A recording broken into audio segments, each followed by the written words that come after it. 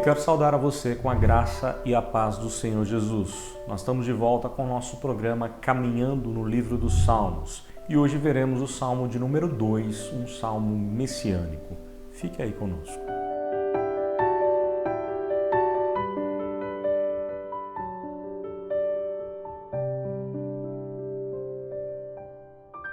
O Salmo de número 2 é um salmo messiânico, um salmo que aponta totalmente para a pessoa e obra do Senhor Jesus. E nele nós encontramos lições preciosas para a nossa vida. E esse salmo ele pode ser dividido em 4 partes. A primeira parte, dos versos de 1 a 3, falam das atitudes do ímpio.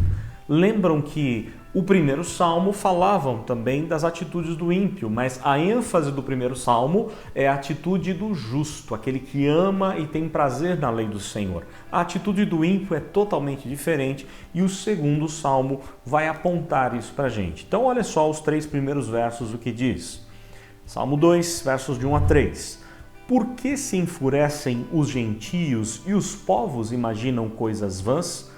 Os reis da terra se levantam e os príncipes conspiram contra o Senhor e contra o seu ungido, dizendo: rompamos os seus laços e sacudamos de nós as suas algemas.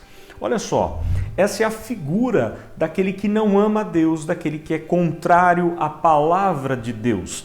O texto fala de gentios imaginando coisas vãs, enfurecendo o coração, reis da terra se levantando e príncipes conspirando contra o Senhor e contra o ungido do Senhor. O ungido aqui é Cristo, o próprio Messias. Vejam só o que o texto fala. Rompamos os seus laços. Olha a estratégia desses homens iníquos. Em vez de terem prazer na lei do Senhor, de meditar nessa lei, eles conspiram contra Deus e eles querem romper os laços da relação com Deus. Eles rejeitam totalmente o controle de Deus sobre suas vidas. Essa é a figura totalmente dos ímpios, daqueles que não amam a Deus, conforme descreve os 3 primeiros versos desse salmo. Agora os versos de 4 a 6 demonstram o domínio de Deus sobre todas as coisas. Ri-se aquele que habita nos céus, uma referência a Deus.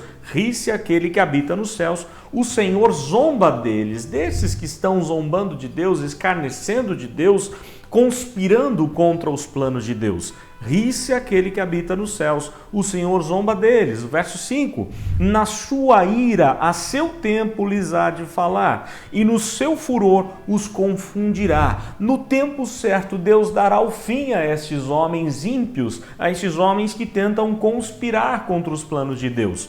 E agora o verso 6, eu, porém, constituí o meu rei sobre o meu santo monte Sião. Apesar de todas as tentativas dos ímpios de frustrar os planos de Deus, de serem opostos aos propósitos de Deus, isso é impossível. Deus há de estabelecer o seu domínio e Ele assim fará na pessoa do seu Filho o domínio total sobre todas as coisas. Então, a primeira parte dos versos de 1 a 3 falam das atitudes do ímpio. A segunda parte, versos 4 a 6, o domínio de Deus sobre todas as coisas. Ninguém pode frustrar os planos de Deus. Agora, de 7 a 9, as promessas messiânicas, as promessas que são encontradas na pessoa do Messias, do Senhor Jesus. Olha só o verso 7.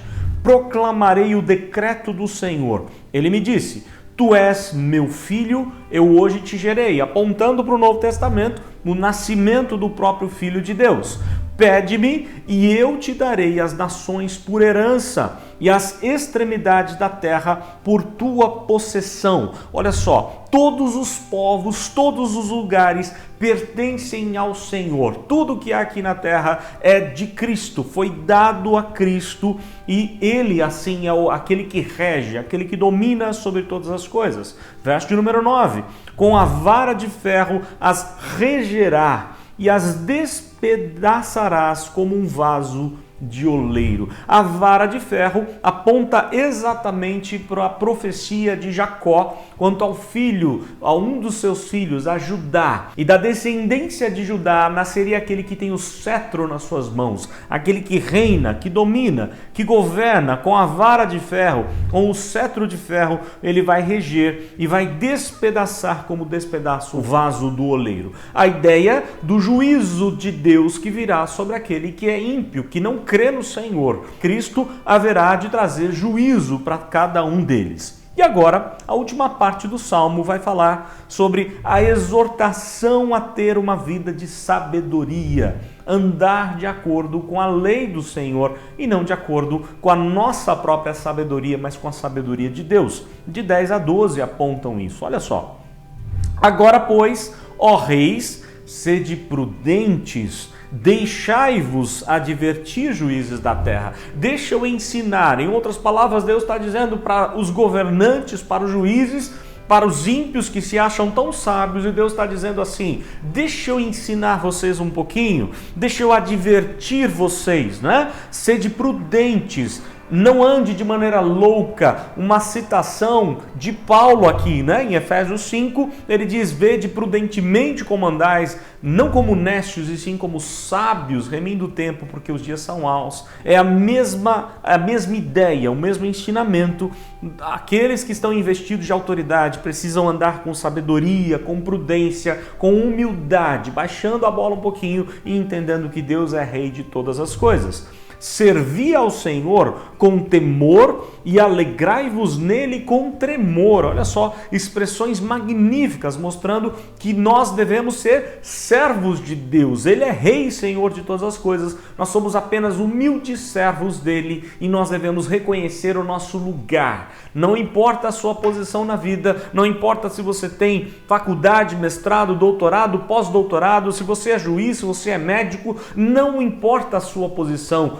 Em tudo nós devemos reconhecer nossa posição diante de Deus. Somos apenas servos, nada merecemos do Senhor. Ele sim é Senhor de todas as coisas. E para apaziguar a ira do cordeiro, ele dá até uma dica. Olha só o verso 12. Beijai o filho. Para quê? Para que não se irrite e não pereçais no caminho, porque dentro em pouco lhe inflamará a ira. A ira do cordeiro haverá de chegar. Essa é uma linguagem apocalíptica e que este salmo já está dizendo. Deus vai dando cordas para o ímpio, vai dando cordas para aquele que zomba de Deus, que não quer viver na presença de Deus, fazer a vontade de Deus, mas chegará o tempo da ira do cordeiro. E a ideia, o salmista já vai ensinando, olha, vai beijando, tentando acalmar o cordeiro. E aí o texto vai fazer o salmo termina da forma como começa o salmo primeiro. Bem-aventurados todos os que nele se refugiam. Bem-aventurados todos que encontram refúgio, abrigo em Deus, que confiam somente em Deus, no Cordeiro de Deus, porque só nele que nós temos o Rei que governa todas as coisas, o Rei que é juiz justo e que há de punir os ímpios, punir todo aquele que tenta frustrar o plano de Deus, que tenta conspirar contra Deus. Então olha só, o Salmo ensina quais são as atitudes dos ímpios tentando conspirar contra Deus, mostra o domínio de Deus sobre todas as coisas, mostra também as promessas messiânicas sobre a pessoa de Cristo e a exortação a viver uma vida de sabedoria. E assim, se você buscar refúgio em Deus, você vai encontrar a plena bem-aventurança, a plena alegria no Senhor. Que Deus assim abençoe você, sua família, e que você possa encontrar em Cristo o refúgio que você tanto precisa.